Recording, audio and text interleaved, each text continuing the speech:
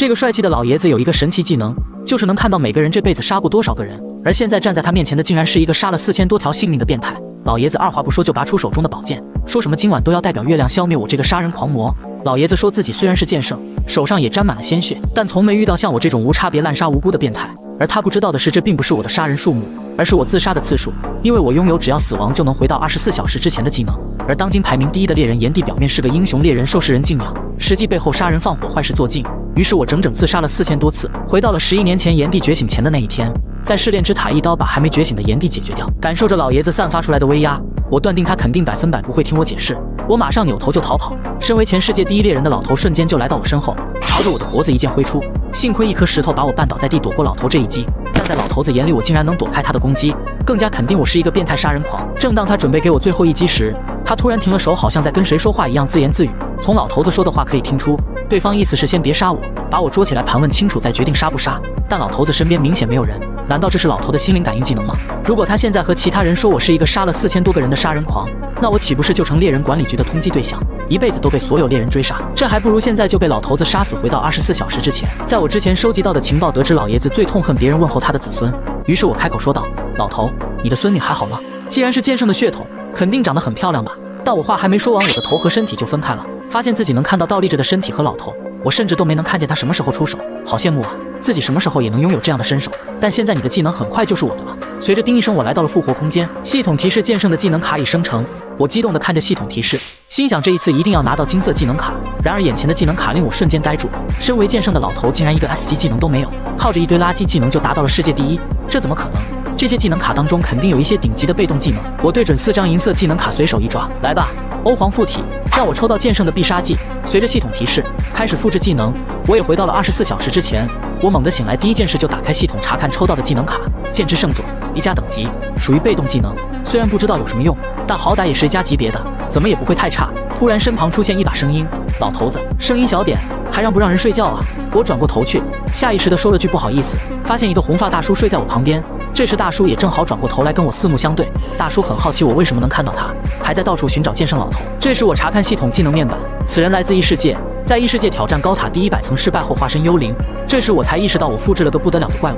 要知道炎帝也只是攻破40层就成为了世界第一猎人，大叔可是攻破了99层，估计老头子也是得到他的指点才成为了第一剑圣。然后我紧张地对大叔说，你估计不能回去剑圣老头子那边了，因为我把你从老头那边复制过来成我的人了。大叔听见后不可置信地惊掉下巴，哭喊着要退货，现在网购都能7天无理由退货。我表示切身也无能为力，我也做不到啊。没想到他听后哭得更加带劲，我都已经死了，你还要把人家拐卖来这里？我现在终于明白为什么剑圣老头子总是自言自语地骂人，每时每刻身边都有这样一个大嘴巴在，不骂人才怪。我无奈地对着大叔吐槽，自己本来打算一辈子都躲着剑圣老头的，没想到偏偏复制了他这么一个技能。大叔不明白我为什么要躲着他，别看老头整天骂人，他实际上很善良的。我说老头子不是有个技能可以看到别人杀了多少人吗？而老头说我头上显示的人数有4091人。果然大叔听到后也露出一脸恶心的表情，怎么看你这个弱鸡也不可能杀得了这么多人。见状我只好把我可以复活的技能和复活回去杀掉炎帝的前因后果通通都跟他说了一遍。大叔听后心里不禁对我产生了一丝敬佩之情，为了报仇不惜杀死自己4000多次，换谁都觉得这是条汉子。接着他问我叫什么名字，我说我叫金公子。随后他在我四周不停地打量着我，觉得像我这样对自己都这么狠的人说不定是个能成为高级猎人的好苗子，于是他让我去猎杀怪物展示一下我的能力。转眼我们就到了狩猎场，经过一顿厮杀，我终于杀死了几只史莱姆。我不好意思地说自己在实战方面没有什么有用的才能，大叔则不同意我的说法，其实你有一个很了不起的才能，可能连你自己都不知道。我一脸懵逼，有什么技能会是我自己都不知道的？大叔接着说，虽然你真的没有战斗方面的才能，动作生硬，体格也普通，但有个才能唯独你才有，就是你不怕死。我尴尬地说，可能是因为自己已经死过4000多次吧。大叔继续说道，每个人都有可能在战斗中领悟不同的才能，而最难能可贵的是能够克服对死亡的恐惧，可能连你自己都不知道，你非常厉害。接着他又跟我确认我的技能是复制还是掠夺，我回复的确是复制，没骗他。随即他突然哈哈大笑起来，如果是复制，那说明老头那边还有另外一个自己。他很好奇我和剑圣谁会成为更了不起的猎人，让我来帮你吧，我会帮你成为比老头更厉害的猎人，然后去攻破100层高塔。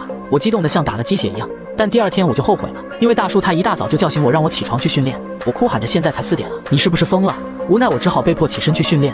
看着我这弱鸡体能，大叔说想要加快修炼速度的话，你需要接受特别的额外训练，但这需要大量的金钱。突然他想到一个直呼太酷辣的想法，那就是去买彩票。作为死过4000多次的我，的确也知道彩票中奖号码。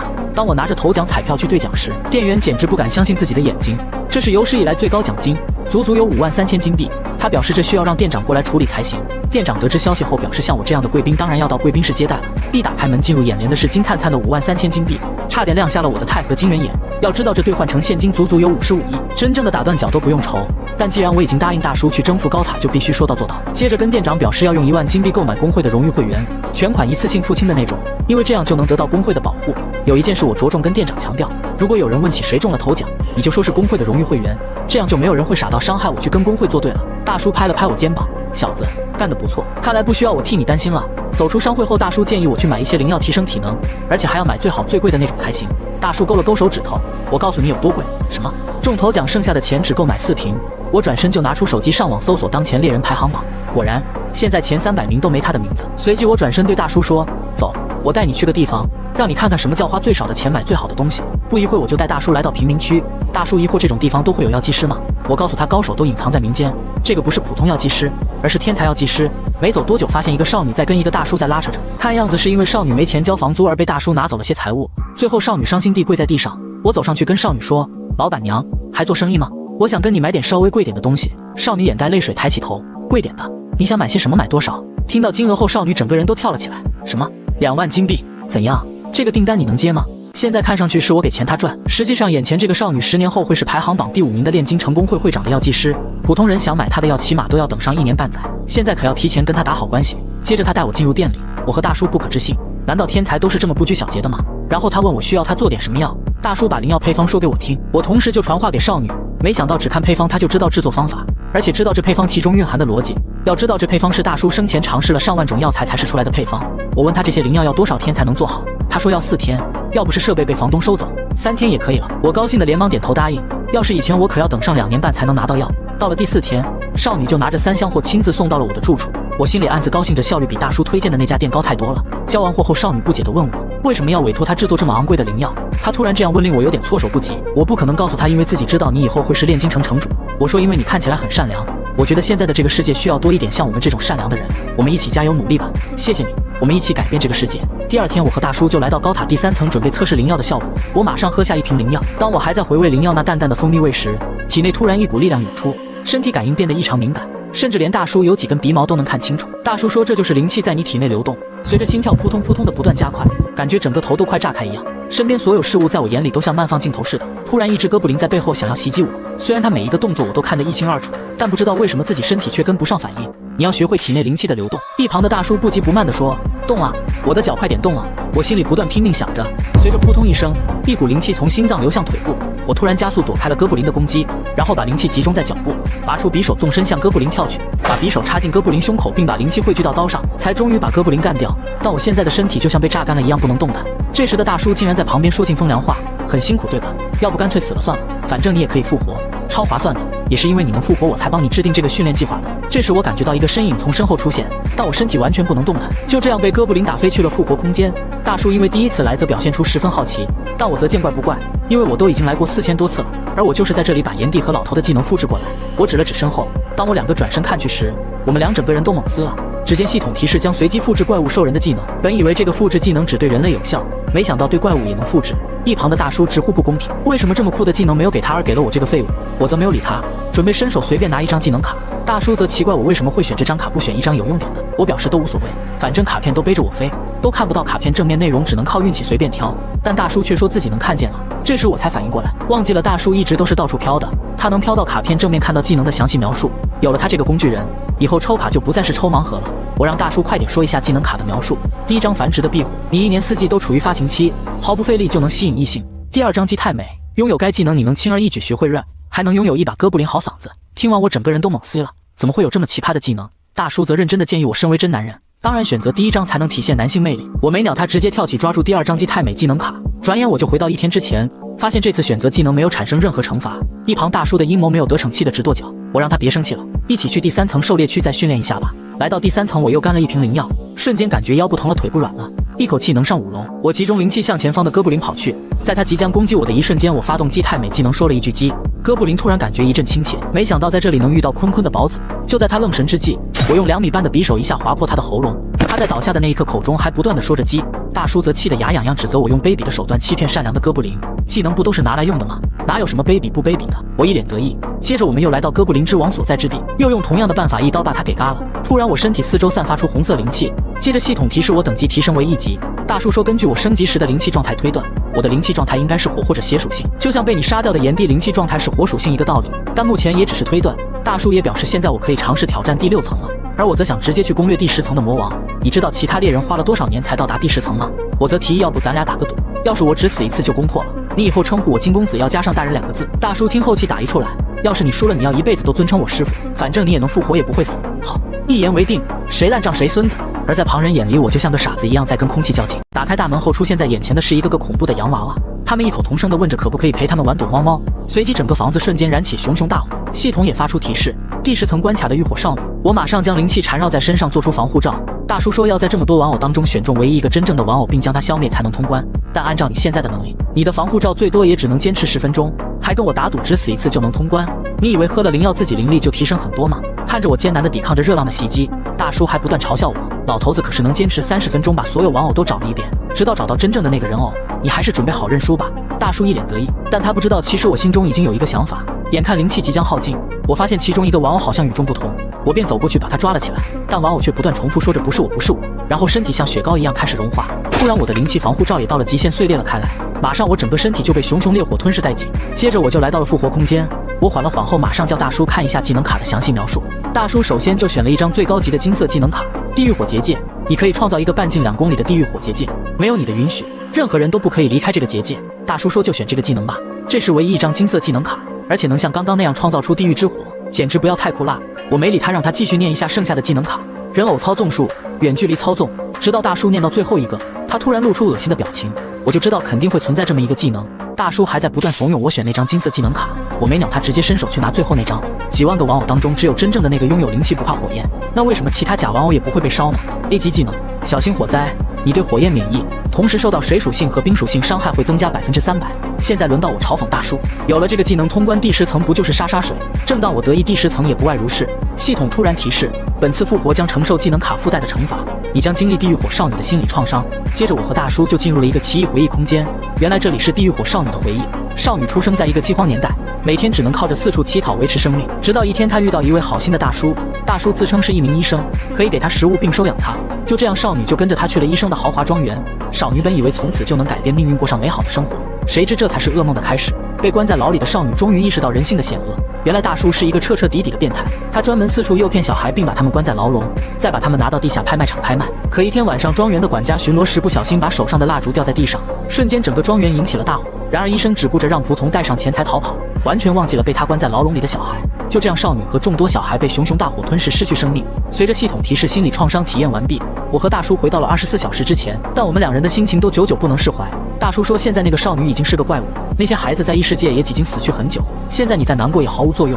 目前首先要做的是找出真正的玩偶，然后摧毁它，通关第10层。但我认为必须为少女和孩子们做点什么，于是我和大叔再次来到第10层。我问大叔还记不记得在死亡空间那个金色技能卡，你可以创造一个半径2公里的浴火结界，重点是这个没有你的允许，没有人可以离开这个结界。我们又不是第一个尝试攻略第10层的人，那为什么之前来的人攻略失败还能平安无事的离开？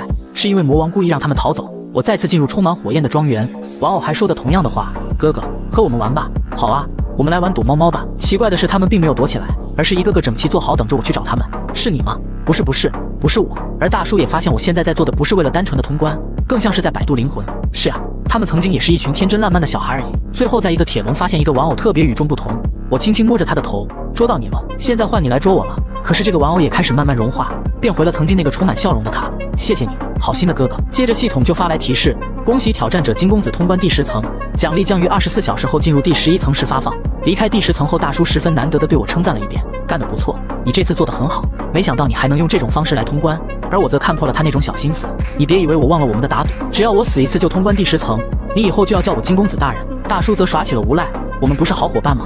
我可是攻破了99层的男人，而我日后是能帮你攻破100层的男人，你说这是多么完美的组合？我没鸟他，以后跟我说话实际的称呼我金公子大人。没想到攻破第10层后，仅仅过去2个半小时，各大工会就已经找到了我，他们纷纷开出诱人条件，邀请我加入他们的工会。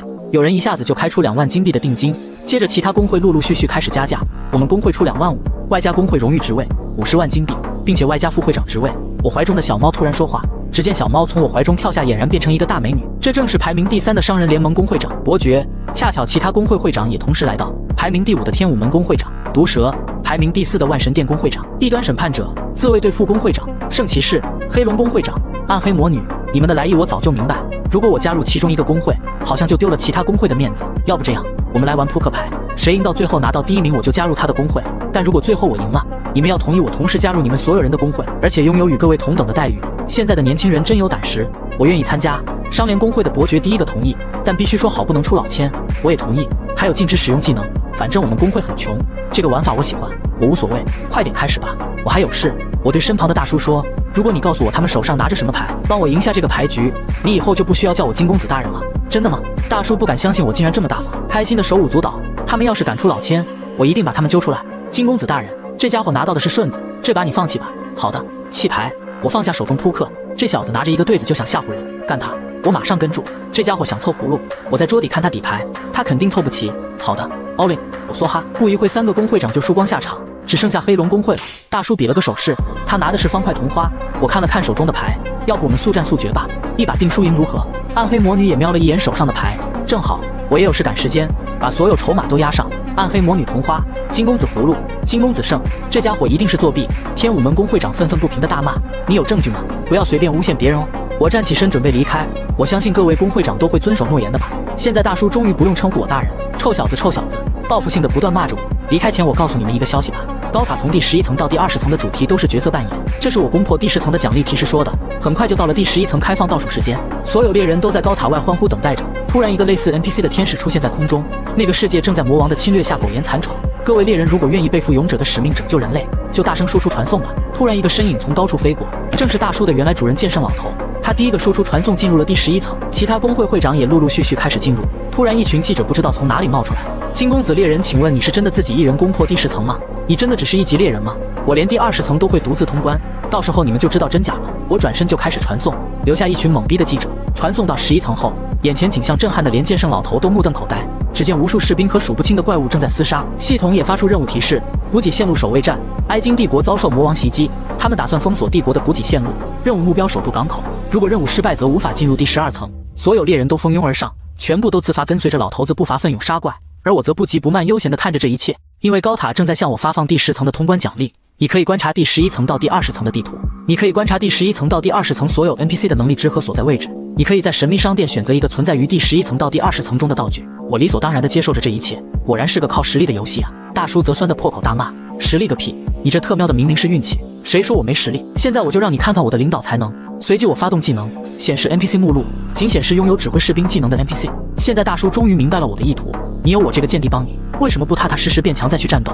你这样做不会觉得丢脸吗？怎么会呢？技能不都是拿来用的吗？最后显示 NPC 的位置，把普通技能变成超级技能来使用，这不是说明我有头脑才能吗？我自信地说。转眼我跟着地图提示找到了埃金将军，我一本正经地对他说：有事想拜托你，请你杀了我吧。将军震惊的眼珠子都快掉下来。我有个秘密技能，只要我死了，战场上所有士兵都会获得神的庇护。将军说自己怎么能杀死伟大的勇者，绝对不能这么做。我拿起匕首，如果将军不杀我，我只好自己打自己了。比起死在怪物手里，我宁愿把生命交给像您这样的将军。没想到诅咒降临到我们国家，还连累到伟大的勇者。谢谢你，我会让你走得不带一丝痛苦。你是一名真正的勇者。接着我就听到熟悉的系统提示音，将随机复制埃金将军的技能。很快令所有猎人震惊的一幕发生了，一个猎人竟然手持宝剑，骑着马，率领着 NPC 士兵在杀怪。这正是威风凛凛的金公子将军。这里，在这里右转。我通过地图显示怪物的位置，率领着士兵前往魔王的所在地。光有指挥领导才能还不够，只见我掏出一把散发出耀眼光芒的圣剑，顿时所有士兵士气大增，大声呼喊着：埃金帝国万岁，勇者万岁！这是我从神秘商店选来的道具。传说魔王到来之日，便是手持圣剑之人降临之日，他将会获得埃金帝国子民的绝对支持。我一脸陶醉地听着士兵们对我拥护的声音。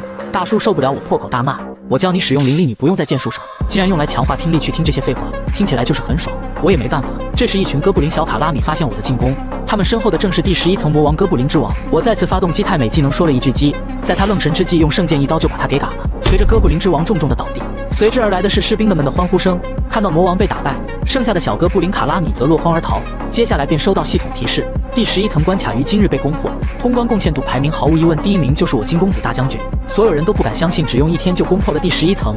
大叔则转身不理我，生气我只会耍点小聪明手段。对于技能我知道他更重视基本功，我则答应他以后会好好跟他学习剑术。真的吗？这才对嘛！你终于明白我的价值了。大叔开心的像个小孩一样在飞来飞去。这时系统再次发出提示，通关贡献值靠前的猎人优先进入第12层，然后就开始了传送。当我被传送到12层时，发现其他工会会长都差不多同时传送过来。这时一个小萝莉向我跑了过来，看外形应该是万神殿工会长一端审判者，估计他是用了技能让自己身体变小了。突然剑圣对审判者发起攻击，却被挡了下来。不对，正确来说剑圣攻击对象应该是我才对。他把剑指向我，冷冷地说着要杀了我这个变态。如果你杀了金公子，我们5大工会会很没面子的哦。剑圣先生，你对金公子是不是有什么误会？审判者表现出一副人畜无害的样子，我没义务告诉你，不走开我连你一起砍，那就是不能好好谈了。神圣术士送神，审判者突然使用技能，将圣骑士和毒蛇送到剑圣上方，但剑圣却异常淡定，毕竟是排行第1的猎人，只是抬手挥了2剑，就让毒蛇弹飞数米，圣骑士脸部也被刺伤，而剑圣甚至连脚都没有挪动半步，就算被3大工会会长包围，也没丝毫感到紧张。伯爵，请你给我1万金币吧。审判者突然在这个时候问伯爵要钱，利息15%，如果3个月内还清可以不收利息。你别误会，我可不是问你借，你这个无赖，你觉得我的钱是大风刮来的吗？只见上方突然出现一个钱袋，哗啦啦的掉下一大堆金币，那我就不客气收下了。神圣术士现神，神圣转移，肉体强化，强化对象，圣骑士毒蛇，强化维持时间各300秒。我知道剑圣你很厉害，但你确定要同时对付我们4人吗？最重要的是伯爵的金库还满着呢，你可以看看是你先死还是伯爵先破产。伯爵很无奈，这可是我的钱。这时暗黑魔女也走了过来，是5个人才对，我也会加入他们，因为金公子已经同时加入5大工会，而且是以工会长的资格加入。你想伤害他，就相当于同时向我们5大工会宣战。你真的打算与我们5大工会为敌吗？我告诉大叔，这就是为什么我赢了那场牌局后，我要求同时加入5大工会的原因。就算剑圣自己一人实力比得过一支军队，但我现在也是率领了一支军队与他对抗。一丘之貉，剑圣咬牙切齿地说道：“有本事就用剑来跟我说话。”旁边大叔则十分得意，老头子真不愧是我唯一的弟子，你这算什么话？那我算什么？我走向前对大家说，我们能不能先停止争吵？现在我们是以勇者身份被召唤来这里，目前我们首先要做的是合作攻破第12层，不是把时间浪费在这里内讧。圣骑士把剑收起，我同意金公子的看法，如果大家相信我的话，我可以解决你们的矛盾。接着他向众人亮出自己的技能谎言探测器，可以探测对方是否在说谎，对 NPC 和怪物也有效，也可以说我是靠这个技能才当上自卫队副会长。如果你们相信我可以为你们证实各自所说的真假。我首先表示同意，有这样的技能证明我求之不得。圣骑士，你应该是在场唯一一个没有杀过人的对吧？那我也相信你。估计剑圣在圣骑士头上看到的数字是0，才会对圣骑士说出这句话，就是说你们2个都同意对吧？接着剑圣收起手中的剑，你是不是曾经杀害了4000多人？是的，你说的没错。顿时剑圣激动地破口大骂，你们看看这个天理难容的家伙，你们究竟雇佣他做了多少肮脏的事？他说的是谎话。剑圣不可置信地瞪大双眼，他虽然回答是，但他是说谎，这证明他没有杀过4000多人。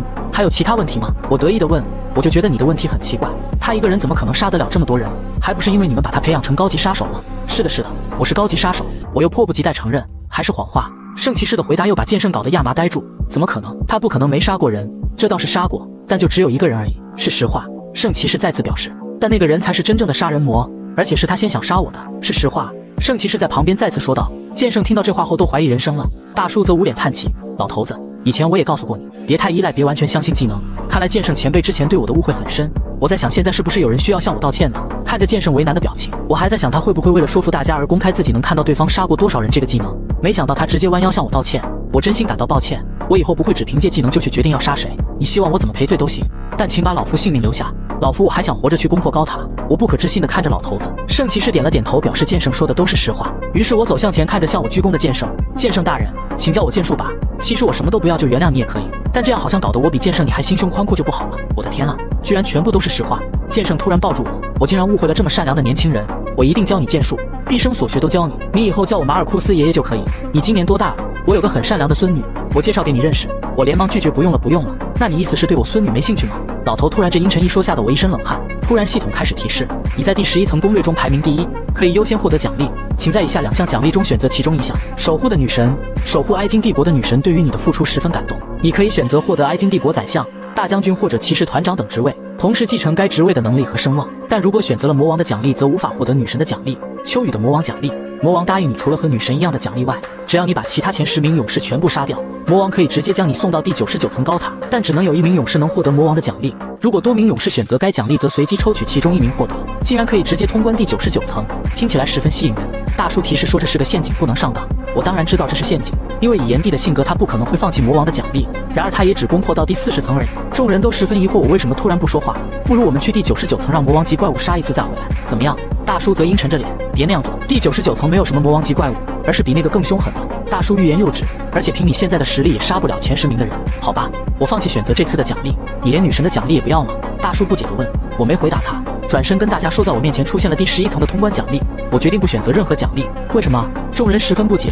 这时轮到第2名的剑圣选择奖励。我理解你的选择，你只是做了最安全的选择而已，但你太过于小心了。我选择担任埃金帝国骑士团长职位。接着轮到异端审判者选择奖励。原来这样，这还真像杀手游戏。只见他双手一拍，把2个通关奖励呈现在地上。真的可以直接到达第99层吗？真的很像杀人游戏。但选择魔王奖励的那个人会非常不利，因为我们有圣骑士可以分辨叛徒。那我就选择帝国大将军职位吧。我选择亲卫队，我选择外交官，我选择宰相。你们绝对不要选择魔王。那我选择财务长官。这时系统也提示奖励结算完毕，放弃奖励者共1人，获得女神奖励者共8人，获得魔王奖励者共1人。圣骑士马上使用谎言探测技能。有趣，魔王的奖励这么不利，竟然真有人选。天黑请闭眼，真人版狼人杀游戏现在正式开始。令人不解的是，明知道圣骑士有谎言探测技能，还有人选择与魔王合作。首先圣骑士表明自己不是叛徒，然后他开始对其他勇者进行询问测谎。但奇怪的是，居然全部人说的都是实话，没有选择魔王的奖励，甚至连放弃了通关奖励的金公子他也问了一遍。那到底谁是叛徒？暗黑魔女被气得咬牙切齿。圣骑士让大家别慌张，对方或者有隐藏谎言的技能也说不定，甚至是双重人格也有可能。剑圣突然黑着脸阴沉地说，圣骑士你也有可能是叛徒，因为谁有没有说谎全凭你怎样说。又或者你为了维护5大公会面子而没有揭发叛徒也有可能。暗黑魔女则对剑圣这一说法十分不爽。那你现在是怀疑我们对吗？见此情形，圣骑士马上上前缓和气氛。剑圣说的不无道理，但先不要让过多的猜测打破我们之间的信任。单纯的圣骑士先生，信任需要时间积累的。我们5大公会已经合作了10年，而公会以外的人我则很难相信。审判者一个歪头杀看向最后3名勇者，看见审判者这个表情，圣骑士顿时感觉情况不妙，立马大喊等一下。只见审判者双手合十发动技能神圣术士送神，瞬间他和毒蛇已经瞬移到2个勇者面前，仅仅一击便击杀了2名勇者，速度之快，就连圣骑士都来不及制止。你们这群恶毒的公会终于露出了本性。只见剑圣也拔出了剑上前阻止他们，但审判者已经瞬移来到最后1个勇者上方。这时系统也发出提示，3名勇者死亡，他们不是魔王的手下。尽管知道自己夺取3条无辜的性命，但他只是关心找不到叛徒，而令目前局面更加复杂。已经愤怒到极点的剑圣也对他发起了进攻，要不是毒蛇帮他挡下一击，审判者肯定不会只被砍掉1条手臂这么简单。眼看毒蛇也抵挡不住剑圣，其他公会长也上前帮忙。眼看情况越发失控，圣骑士表示要将自己所有权力都交给金公子，因为只有你放弃奖励100%不是叛徒，请你去阻止剑圣吧。正在疗伤的审判者说，这不失为一个好办法，先找出叛徒再说吧，也同意将权力集中交给金公子比较好。一旁的大叔不禁发出赞叹，你是不是一开始就预料到事情会发展成这样才放弃奖励？现在一下子就得到了2个勇者的权利，干得不错。当时我只是想着他们5大公会之间的特殊关系，如果自己选择了奖励，一旦出现叛徒，自己肯定受到他们的猜疑甚至攻击，所以才放弃所有奖励。但没想会像现在这样得到了额外的权利。看到如此愤怒的剑圣，看来只能这样说了，剑圣先生，请将孙女介绍给我吧，所以请你听听我这个有可能成为你孙女婿的人说话。没想到这招果然有效，剑圣果然停止了攻击。行，我就看看你有什么好办法。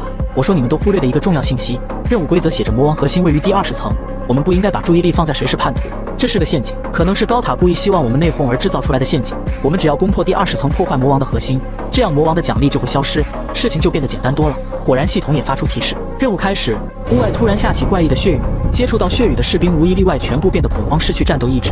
秋雨魔王已现身，愚蠢的人类，你们以为召唤几个所谓的勇者就能阻止得了我吗？现在第12层高塔的魔王正出现在我面前，但竟然有勇者为了魔王的奖励背叛了我们其余9位勇者，令我们陷入狼人杀互相怀疑的境地。我让他们先不用在意谁是叛徒，目前首先要做的是打败魔王，只要打败了魔王，那魔王的奖励自然就不会生效。我召唤出地图，城堡四周已经被魔物包围，大家不要忘记我们是被高塔召唤来这里的勇士。你是亲卫队队长，你现在要尽快安抚好你队员的情绪。剑圣大人，你现在是骑士团长，请你现在去把骑士团召集过来。圣骑士，你现在是外交长官，请你找出文官 NPC 和皇帝来率领其他 NPC， 请大家务必守住城墙，如果城墙被攻破，第12层关卡就失败的了。像审判者你这样的猎人实属令人讨厌，但现在身为大将军的你，请尽快去安抚好城墙上的士兵，而我则暗自打算独自去对付魔王。但当我刚走到城墙外的时候，魔女突然出现在我面前，她告诉我她拥有瞬间移动技能，只要视野能看到的地方都能随意移动。她说现在城墙上的士兵最需要的人是我，在第11层的时候看到只要我拿着那把圣剑就能提振所有 NPC 士兵的士气，接着就向我伸手，让我说出同意。原来瞬移技能必须对方同意才能生效，而且还有一个条件，双方必须有身体接触。瞬间我们就出现在城墙上方，受到红雨的影响，所有士兵都垂头丧气。魔女走到城墙边上，埃金帝国的士兵们，站起来吧！你们是代表帝国的战士，是埃金帝国最后一道城墙，只要你们不倒下，帝国就不会倒下。为了帝国，为了你们自己，站起来吧！神会守护我们。他握住我的手，一起举起圣剑，瞬间圣剑发出耀眼光芒，照亮整个城墙。圣光所及之地，所有士兵都恢复士气。接着我让他再次用瞬移技能把我送到前线。你想去突破吗？还是想送死？我是想拿下胜利。我也有秘密技能的。我自信地笑了下。突然魔王举起手中巨剑，巨剑上方出现巨大能量漩涡，距离这么远，居然破坏力都这么大。一名勇士死亡，他并非魔王的手下。系统发出提示，原来魔王的攻击目标是我们刚刚所在的接见大厅。剑圣和审判者还有毒蛇都应该正在带领士兵过来我们这边，那大厅就只剩下伯爵了。难道？我再次向魔女伸出手，她什么也没说就握住。从她的手我能感受到她内心的愤怒。来到前线后，我们变成了众矢之的，所有怪物同时向我们冲来。我喝下一瓶药水，会被世人称为英雄的不是活了30年的人，而是在紧要时刻能为世人带来30秒的真男人。我必须撑到他们来到这里。前脚向前迈出一步，后脚脚步稍微前些，看向前方。剑帝大叔从旁指点着我，使用圣剑发出的光芒干扰他们的视线。战斗中最重要的不是绝对的1秒，而是相对的1秒，而你的剑必须再比这1秒再快一点，动作不要中断，挥剑节奏不要乱，劈砍而下的同时要再次把剑挥起，不要被眼前任何事物影响到你。继续挥剑吧，节奏不要被打乱，闪躲的同时准备好一下次攻击，进入属于你自己的黄金时间吧。这时系统也发出提示，猎人金公子等级提升，目前你的猎人等级为D级，愿幸运之神与你同在。终于剑圣他们也赶到了前线，小伙子，你真优秀，我们一起战斗吧。战士们，请把那些对帝国张牙舞爪的怪物杀光吧。你的左边就交给我吧。站在我右边的人从来没死过。剑圣则让众人不要靠近我，因为他知道我已经进入了一个见识忘我的黄金时间。金公子，魔女突然对我大喊，我回过神来，发现他再次向我伸手，他们打算一起瞬移过去向魔王发起进攻。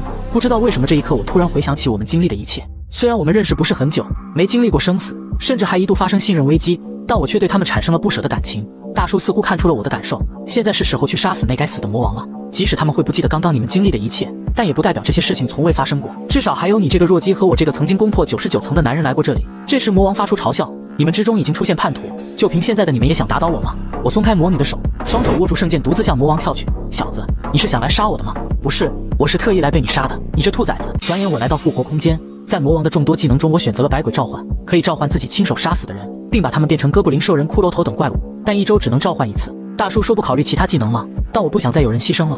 到第20层之前，这个技能是最合适的技能。接着时间就回到1天前在咖啡厅的时候，还是熟悉的画面，熟悉的人物。太好了，现在大家都在没人牺牲。对了，作为第10层通关奖励，我知道第11层的任务内容，我可以告诉你们，但你们必须答应我一个条件。将来我有事向大家提出请求的时候，希望大家务必答应我一次。当然不是杀人放火之类的要求，既然不是什么过分的要求，我觉得这个交易划算。既然大家都没问题，我也赞成。接着我将第11层的任务跟大家详细说了一遍，甚至连第12层会有魔王出现也告诉了他们。然后我准备离开时，我叫圣骑士陪我去的地方有事需要他帮忙。在路上，大叔告诉我剑圣老头已经在跟踪我，因为剑圣每天这个时候都会经过这里附近。如果他看见我头上的数字，他必定会跟上来。不一会我和剑圣就来到药剂师的店铺。我说我是专门介绍你和圣骑士认识，说不定以后你会成为自卫队的供应商呢。少女听后受宠若惊，紧紧握住我的手。天使，你真的是天使！突然剑圣老头出现在门口，果然跟上来了。剑圣一开口就要求圣骑士和少女马上离开这里，因为他要杀了我，为民除害。其实圣骑士早已经收到情报，知道剑圣有杀害其他猎人的行为，他当然不会让剑圣这样肆意妄为。而且少女也挡在我身前，说我是他恩人，不能让剑圣伤害我。其实我是故意让剑圣看到我和圣骑士来这里，因为从大叔口中得知剑圣从来不杀善良的人，他肯定会看到圣骑士头上的数字是0，而且还有善良的少女为我挺身而出。看到圣骑士和少女都维护，剑圣无奈只能收剑，转身准备离开商店。我跑出店外，告诉剑圣明天中午会在城外北边树林等他，到时候我会向他解析清楚一切。第2天我如期来到树林和剑圣见面，我告诉剑圣自己拥有预言技能，也是因为这个我才知道剑圣你拥有侦探之眼技能。你看到我头上显示4093这个数字，那好，既然这样，你猜猜我身后手指比划的数字是多少？没想到我只是犹豫了那么的1秒，剑圣就已经拔剑将我分头行动，速度之快，我只看到他收剑的那一个动作，再次重复经历相同的1天。你是打算让我猜你身后手指比划的数字对吧？这也不能证明你是预言家，或者你的技能是透视或者读心术。果然不会这么轻易就能改变剑圣的想法。经过几十次的死亡，我改变了说法，只要5天，只要你在接下来的5天内不杀我就可以。这5天你可以跟踪我，从而判断我是否你眼中的那种人。而且未来的你告诉了我一个名字，只要我说出这个名字，你就会相信我是预言家。这个名字就是剑帝。虽然我不知道这个是谁的名字，剑圣终于动摇了。好的，就给你5天时间，我会判断你的言行举止来决定你是不是那个该死之人。能够阻止第12层无辜牺牲的条件终于都达到。到达第11层后，相同的剧情继续正在发生着。不同的是，因为我提前把第11层的情况告诉了各大公会，现在所有猎人提前做好了准备，按计划攻略关卡。大叔问我，你不是很喜欢受到拥护吗？这样你比之前的关注度会减少很多。无所谓了，现在这种情况我心情也会很好。臭小子真的是有成长了。接着我找到正在指挥作战的魔女，我有战场的地图可以看到敌军和友军在战场的分布。你怎么不早点说？这层的魔王级怪物在哪里？他紧紧握住我的手，他还是那个样子，手忙脚乱的时候就流露出真性情。瞬间魔女就带着我瞬移到怪物头上，我紧握圣剑一跃而下，聚集灵力在圣剑之上，一刀便把魔王级怪物分开2半。太好了，金公子，想不到2个半小时都不用就攻略了11层，牺牲的猎人可能30人都不到。真的太谢谢你了，幸好有像你这样的猎人分享情报。这一刻我觉得以前被关注的高兴都是虚荣心而已，能真正帮助到人才是最值得高兴的。通关贡献值计算完后，我再次来到第12层的城堡大厅，审判者也像上次一样过来跟我搭话。我叫停了大家，表示有话要说。各位还记得昨天我跟大家的约定吗？我希望大家什么都不要坐在这里等待5天，这5天之内我会攻破到第20层，无论最后我能不能攻破第20层，只要5天就好，请各位答应我在这里等待5天，这就是我的请求。大家也没多问，信守承诺答应我，很好，这样就没人选择女神和魔王的奖励，就不会出现叛徒了。剑圣表示可没跟我有过这方面的承诺，这5天依然还是会监控着我。我表示无所谓，这也是我想要的。随即我和大叔就推开大门出发到城门外。根据地图的显示，我和大叔来到魔王所在位置，突然一股黑色液体从天而降。真是大胆，区区异世界的人类竟然无视我给你们的选择。我拿起圣剑，这就是最好的选择，只要我把你打败，就不会有任何一个人牺牲。无论这5天他会死多少次，无论这5天有多漫长，1个月、2年半，甚至1万年，他都不想再看见任何一个同伴牺牲。虽然每次复活都撑不过30秒，但只要每次复活能多活1秒，他都能减少无辜猎人的牺牲。太好了，金公子，牺牲的猎人不超过20人。终于，连我都不记得第几次复活时，魔女激动地握住我的手。金公子，没有任何人死掉，真的太好了。虽然有些鲁莽的猎人还是受了伤，但是没有任何人死掉。谢谢你。魔王却彻底愤怒了，大胆蝼蚁，竟敢妄想阻止我！这镜子不是魔女的技能吗？抱歉，我没有按照约定在大厅等你，但我实在放心不下就追了过来。看来我不能自己一个人玩勇者斗恶虫游戏了，我都打得差不多了，你不要只想着来捡漏补刀。狂妄的人类，再来一个人能有多大作用？哎呦，你说对了，勇者还就是喜欢打群架，区区3人你怎么跟我打？百鬼们，听我召唤！一群怪物从魔王的黑影中冒出，一直在旁边看戏的剑圣见状也摆出拔剑动作准备开战。魔女则让我马上抓住他，准备使用瞬移技能撤退。我笑了笑，不用撤退，我都说了是打群架，我也可以摇人。百鬼召唤！剑帝大叔，你现在知道我为什么要选择魔王这个技能了吗？技能描述不是写着可以将自己亲手杀死的人召唤成怪物吗？那你知道我亲手杀死的人有多少个吗？不就是那个叫炎帝的和你自己2个吗？那你说为什么剑圣会在我头上看见4000多这个数字呢？看见我召唤出来的骷髅士兵，不仅大叔和魔女，就连魔王都震惊的亚麻呆住。你怎么会有跟我一样的招式？剑圣大人，请你和这些骷髅们一起战斗吧。魔女，请你协助我，我们一起上。百鬼们，让我见识一下你们的实力。虽然这些骷髅小兵攻击力不怎么样，防御力也不咋地，但问题是他们不会死，就算头都掉了，只要能动他们就不会倒下。大胆，区区一个从异世界来的蝼蚁竟然敢站出来阻挡我，关你屁事！我从哪里来跟你有关系吗？这时高塔发出提示，高塔赋予你外号死亡之王。高塔向死亡之王致上敬意。虽然我也能召唤出骷髅士兵，但还是跟魔王的实力存在差距。我也知道仅凭百鬼召唤不可能一次就打败魔王，而且百鬼召唤技能也有1个星期的冷却时间。但是我能从一次次的复活中不停地提升实力，也能从一次次的复活中知道魔王的攻击方式，终于能够再次使用百鬼召唤，就是现在。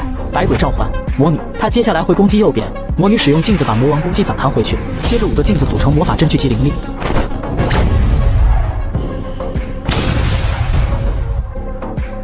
夫人干得漂亮！我不仅大喊了出来，你叫谁夫人？我还很年轻。还有你别高兴得太早，他正在恢复。接着魔女控制手中的镜子，同时朝向魔王。是皮肤吗？这是魔王的皮肤。只见魔王身体开始消散，身体开始形成漩涡。秋雨的魔王撤退到第13层。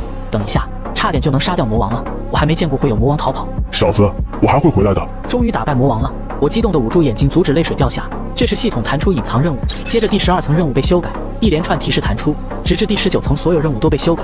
停滞世界中的勇士，任务目标：已下定决心不允许出现一名牺牲者，这叫做正义；拯救他人不求肯定，这叫做牺牲。为了正义牺牲自己即为勇士。魔王因为受伤而逃跑，只要你愿意，一定能追上魔王。现在就看你的选择了，你要接受这个任务吗？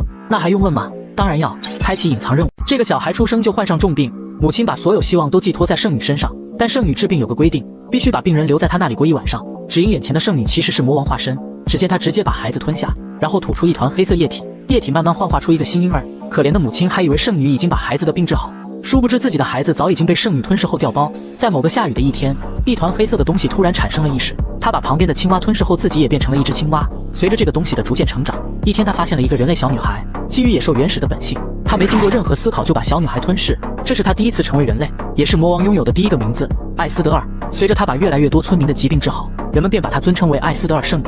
因此也越来越多人投靠圣女，圣女的势力甚至已经引起帝国注意。帝国为了自己的统治不被动摇，决定派出军队讨伐圣女。然而为了给出一个讨伐圣女的合理理由，圣女便成为了他们口中的魔女。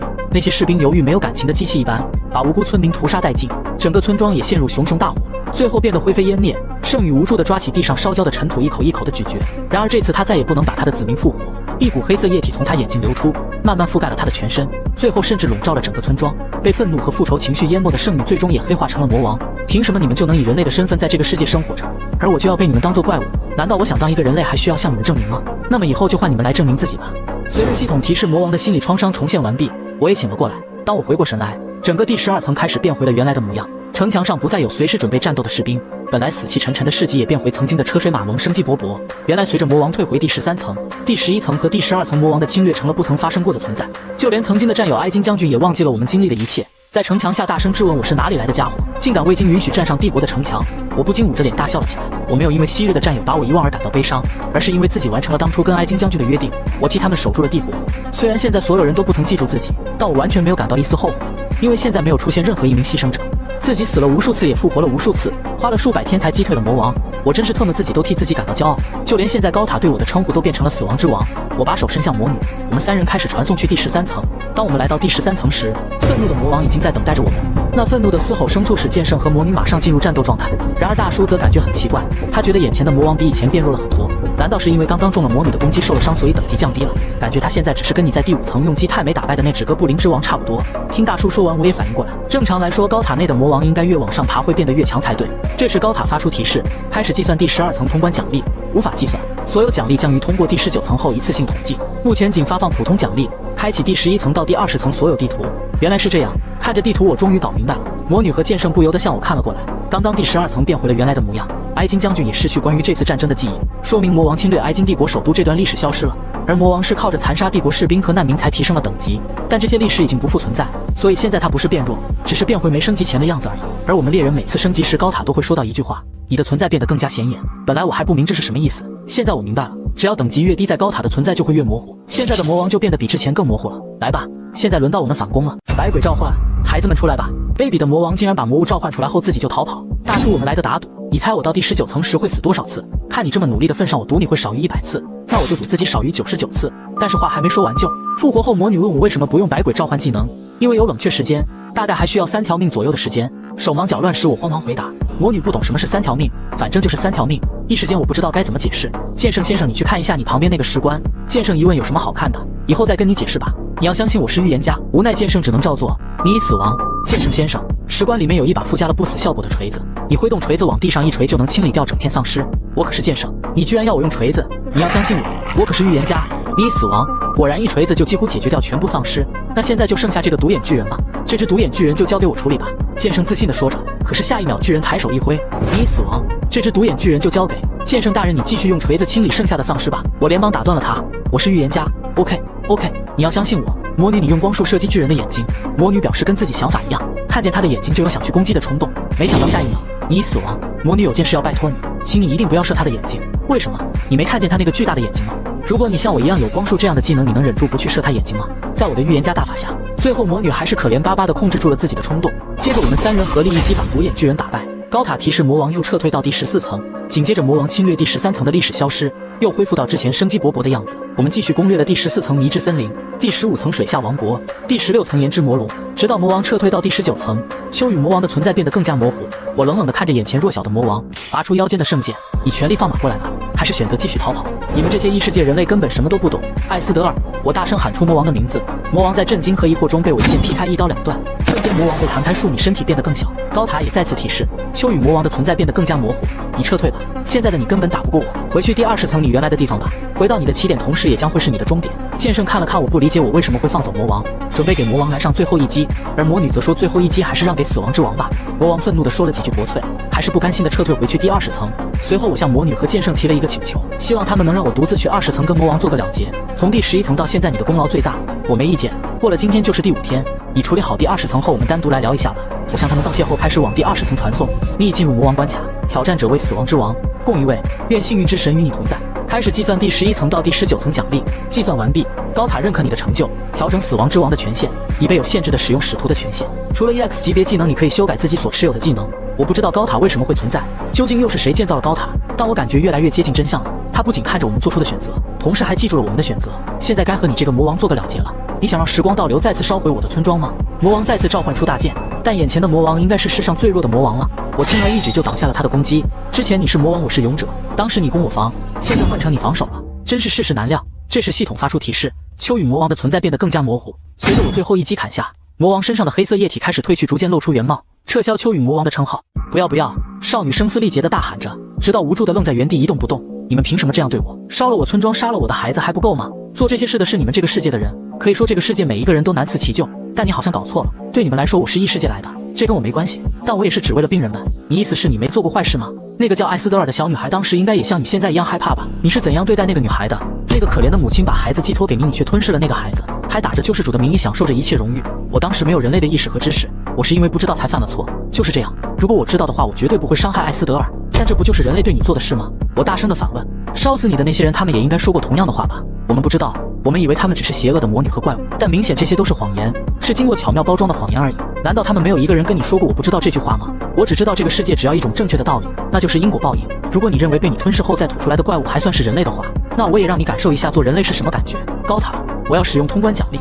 高塔马上做出回应，对你的请求表示允许，但不能过度修改。我只希望可以把百鬼召唤技能中的不会拥有生前记忆改为我可以控制召唤者是否拥有生前记忆。少女听后大惊失色，你想干什么？高塔正在衡量你的要求，正在等待泽拉库瓦的同意。很快，高塔便同意我的请求。百鬼还生，你可以召唤亲手杀死之人，你可以控制召唤者是否继承生前的记忆和外貌。很好，现在我会杀了你，你可以理解为我要吞噬你，就像你吞噬艾斯德尔和那些病人一样，然后再像你吐出病人一样把你吐出来复活。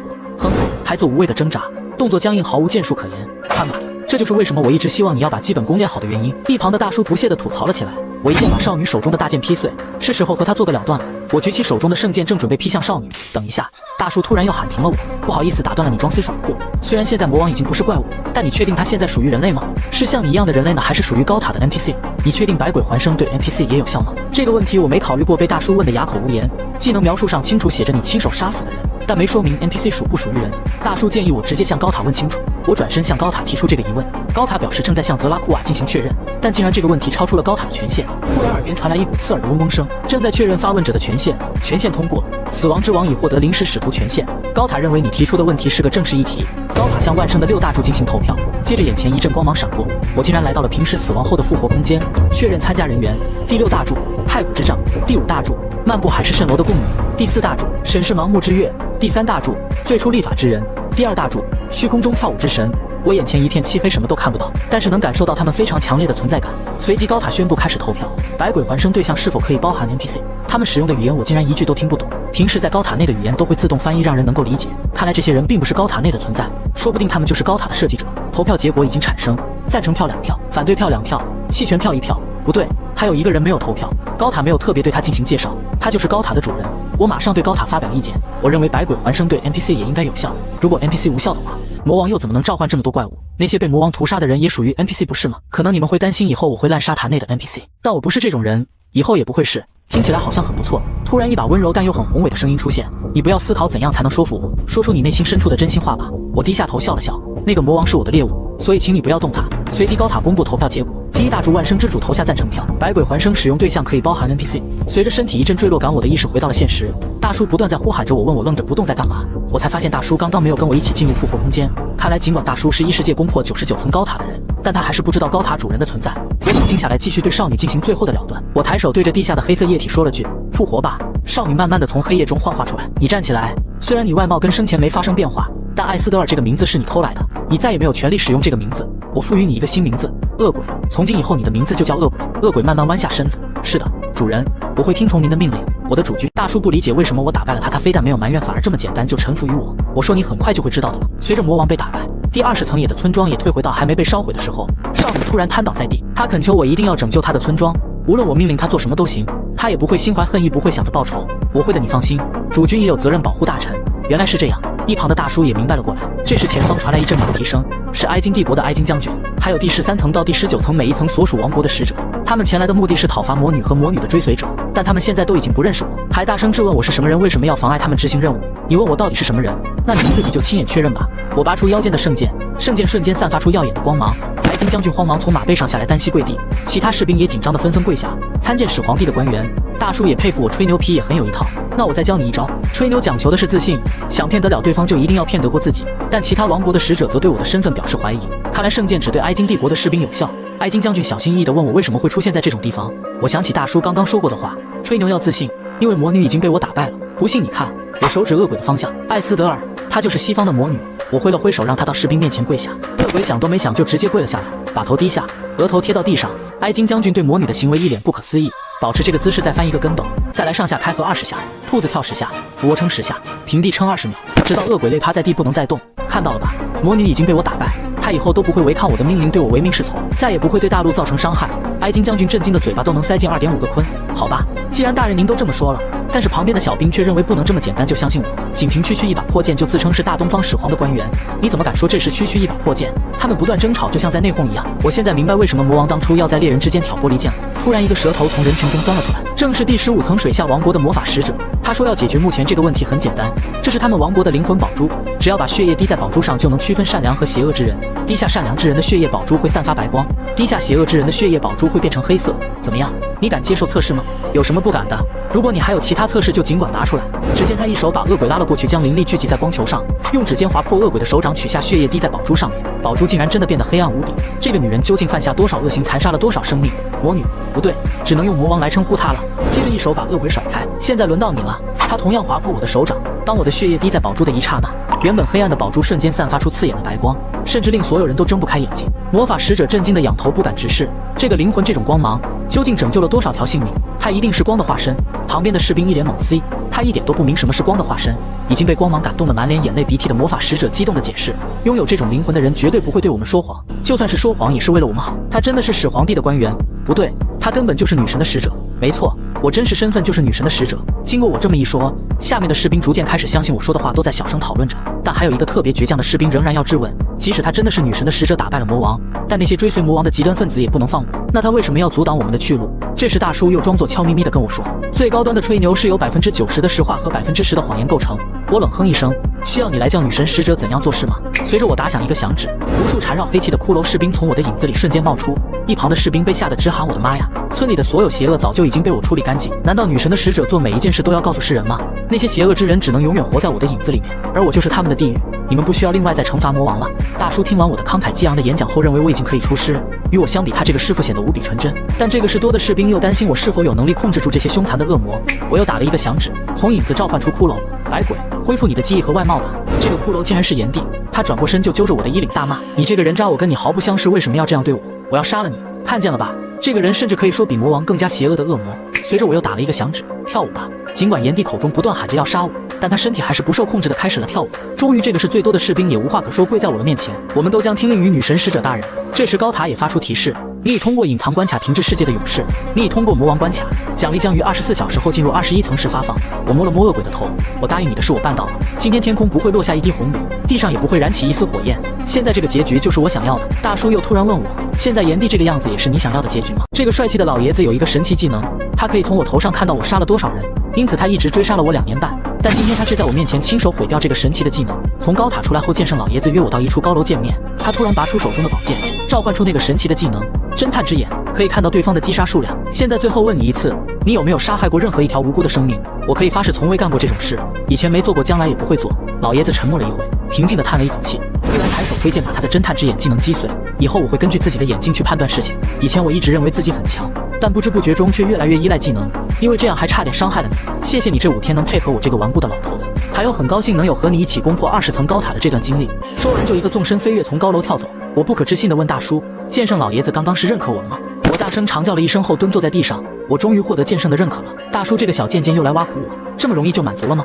一把声音突然出现，守护的女神对于你的成就表示赞叹，守护的女神认为你有资格成为女神真正的使者。我向下看了看声音传出来的方向，难道所谓的守护女神就是你这把剑吗？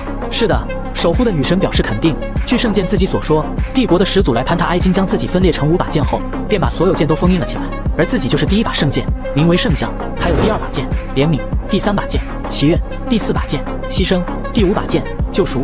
如果能把5把圣剑集齐，女神就能找回巅峰时期的力量。这么厉害，那其余4把剑在哪里呢？我问你话呢，你不会告诉我你不知道吧？守护的女神表示有沉默的权利，这样你的意思就是你都不知道对吧？那你这把大名鼎鼎的圣剑还有什么用呢？圣剑突然发出光芒，接着就自豪地说，守护的女神炫耀自己可以发出耀眼的圣光，顿时引得大叔捂着肚子大笑。你这个所谓的技能我都已经看腻了。我哭笑不得。守护的女神对于斩杀怪物很有信心，同时也很自信可以斩杀人类。那就是说你除了会发亮，其他什么都不会对吧？那你以后不要叫圣剑了，不要浪费这么好的名字，从今以后你就叫亮晶晶吧。守护的女神表示很委屈很无语。这时门外传来敲门声，原来魔女又来催促我见一下外面那帮记者，因为自从攻破20层后，我的猎人排名已经跳升到第3名，仅次剑圣和魔女。各大报纸和社交软件都是关于死亡之王的新闻，无奈我也只好跟魔女一起去应付一下。魔女拿起话筒开始说话，就如大家所知道的，我们已经攻破高塔的第11层到第20层，这确实是一个壮举，但我称它为壮举不是因为攻破所用的时间之快，令我最感到震撼的是这次任务没有出现任何一名牺牲者，这才是最值得令人高兴的事。各位现在脚下每块石头刻着的名字，就是以往攻略高塔牺牲者的名字。以前仅攻略第2层和第3层就在这里留下了无数个名字，然而今天将不会再有任何名字会出现在这里。顿时魔女就被场上的闪光灯笼罩起来。这时距离高塔第21层开启只剩下5分钟，正当魔女准备结束访问的时候，一位记者站起举手发问，请问魔女和死亡之王你们之间是什么关系呢？魔女略带邪魅地笑了笑，我们是超越朋友的战友关系，仅仅是超越朋友的战友关系，各位不要有过多的联想哦。然后就带着我离开了现场，回到后台。我不解地问魔女刚刚为什么要故意说什么超越朋友的战友这种关系。魔女耸了耸肩，只是故意丢个烟雾弹而已，反正媒体都会想办法从你身上找绯闻，那还不如把他们的视线都集中在我这里比较好，是吗？原来这样子呀，我好像感觉有点失望。这时听到一群人在欢呼倒数，原来距离21层高塔开启只剩下最后5秒。随着最后一声倒数完毕，一个天使再次出现在天空。灯塔的猎人们，你们本可以选择安逸地留在第1层，但从你们突破第10层到第20层高塔可以看出各位的决心。你们想看到这座高塔的尽头，高塔也看见了各位的决心。从现在开始，你们正式被选为高塔的战士。但是天使说完没等我们回答就开始了传送，这竟然是强制传送。等我反应过来的时候，已经被传送到高塔。抬头看去，一个小孩出现在我们头上，欢迎各位来到万想的大图书馆。这里每一本书都相当于多元宇宙的一个真实世界，有爱情与魔法的奇幻世界，有武术联盟对抗魔教的武侠世界。记录着这些世界的书都被称为启示录。你们现在来到的地方被称为万想的图书馆，是因为这里记录着无数个多元宇宙的真实世界。那有没有一种可能，你们现在所在的世界也只是其中一本书而已，而你们也仅仅是书中的一个角色？小孩合上书本，邪魅地说着，他就是这个奇幻图书馆的管理员星座。他说这些书中的世界都是真实存在的世界，但有些世界往往因为某些不合理因素而连载中断，就像刚刚爱情与魔法的奇幻世界，因为恶魔的出现导致世界灭亡，而那个武侠世界却因为出现超级传染病导致人类灭绝。现在你们作为拥有称号的300个猎人被传送到这里，任务就是在那些连载中断的启示录中选出一本，进入书中去拯救这些世界。如果任务失败，将无法开启第22层。这时一个猎人拿着巨剑对众人大喊，这家伙肯定是魔王级怪物，大家只要联手打败他，说不定就能直接到达第30层了。死亡之王不也是独自攻破第20层吗？现在只有这一个小鬼头，有什么难的？你们这些工会从第11层开始就单独攻略享受高塔奖励，我们早就有意见了。魔女准备上前跟他理论，被我一把抓住。我告诉他，现在这里发生的一切都被实时直播到外部世界，如果你在这里做出出格的行为，就会被外部世界的人说3道4了。魔女想了想，也冷静了下来，因为重生前自己也在广场上看着第30层的攻略过程。你说完了吗？这时星座拿出一本启示录，慢慢打开，数条巨大的黑色章鱼触手把刚刚那几个猎人缠绕了起来，全部拉到了星座手中的书里。这本启示录中的全部人类都灭亡了，只剩下一个魔法师，只要本座偶尔送他一点礼物，书中魔法师也很乐意帮助我一点点小忙。接着再次从星座的书中吐出几个书签人，这些书签人成为了他的仆人。现在还有哪位想成为主角的呢？星座冷冷地说着，众人都被吓得蹲下不敢直视。这时高塔弹出提示，开始发放第20层通关奖励。一般关卡奖励，美神的庇护，你可以观察第21层到第30层登场人物的好感度。隐藏关卡奖励，蛇神的庇护，你可以观察第21层到第30层登场人物的心理状态。我看向魔女，心里默念人物视窗，不仅可以看到魔女对我的好感度有4颗半星，还可以看到她这一刻在想些什么，还能看到她的喜好。但令我没想到的是，魔女居然喜欢爱情故事，喜欢白马王子这些角色。一旁的大叔已经笑得停不下来，他都这把年纪了还喜欢王子。僵尸，你要不要弄匹马来骑给他看？大叔这个小贱贱，自从我能召唤骷髅，就开始僵尸的叫我，但没想到这个技能连大叔也起作用。等一下，喜好角色，妈妈，我极力控制自己不要笑出声来。被别人发现我在傻笑，就不知道该怎样解释了。我对大叔说到30层之前都给我乖乖听话，别啰嗦，要不然我心情不好就打开心理视窗看看你，让我开心开心。看着众人现在低落的士气，我站出来对众人说：你们现在都知道不能随便挑战这位星座了，那我们选择就只有遵循他的任务要求。请你们看一下任务面板，只要我们拯救了这个世界，这个世界就会成为第22层关卡。那如果我们拯救的是充满钻石的世界，或者充满粮食、矿产等各种资源丰富的世界，到时候只要攻破第22层，我们的奖励还会少吗？哎呦，你挺聪明的嘛，但不要选错喽。星座依旧冷冷地看着我们，我拿起身后的书对大家说：现在大家根据自己的兴趣开始分组看书，从中选择那些通关可能性高的，而且通关后能为我们带来好处的书。哪些属于不好的书呢？一端审判者举手提问。像火山生存记，这个世界已经发生过核战争，就算救回这个世界也没用。像岛国那样已经被核污染了，还能有什么用？突然我看向魔女，她居然选择了推理组的书。她不是喜欢爱情小说吗？我装作不知道好奇地问她。看不出来你喜欢推理小说，那当然，我可是有智慧的女人，现在都已经这种情况了，她还在装，我真是无语了。当我看向旁边的毒蛇，更加无语。喜欢御姐，有妇之夫，纯爱，这都是些什么鬼？经过一段时间筛选后，这是剑圣老爷子所在的武侠组选出了一部作品《天魔宝录》，一个崇尚武术的世界，但出现了一个想一统武林的魔教，从而武林联盟和魔教展开了争夺天下的激烈战斗。但由于出现了不明原因传染病，导致世界走向灭亡。这时妖剑的圣剑亮晶晶突然说话，亮晶晶感受到其他的姐妹剑近在咫尺。